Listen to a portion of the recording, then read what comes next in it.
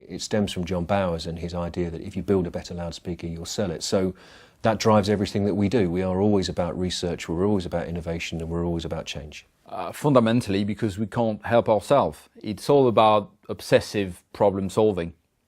You could argue this is part of a company's DNA, but fundamentally that's what we do as engineers. We try to make things better. In some ways you could almost argue that the company works against itself to an extent, because it's always been about this performance-orientated agenda. We aren't, in the nicest possible sense, cynical about the products that we do. We change things when we can change them. We change things when we have a new story to tell or a new technology to implement. So it's not in the same sense of, oh, 3 years are up, therefore we must change, therefore we must introduce something. It's much more about, do we have a genuine performance story to tell, therefore at that point, that's when we think about introducing it into a product. At an emotional level, well, certainly I'm driven as well. I mean, if you hear a piece of music in a way you've never heard before, if you hear things in a piece of music, you hear aspects of the performance that you've never heard before, or it moves in a way you've never heard before. I mean, that is, yeah, that's quite very attractive sensation.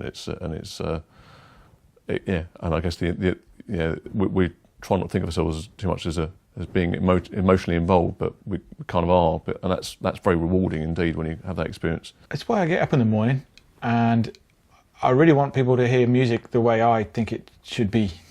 I really want it to be clear and precise. I want them to experience music in a whole better way.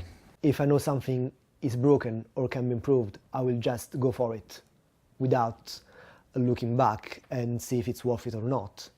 We're the biggest pain there is, as far as everyone who knows us, because we will always push them to the edge of what they can possibly do. They'll tell us it's not possible, and we'll make them do it. A struggle for perfection. So it's basically, if you know that something could be done much better or a little better, then you just go for it.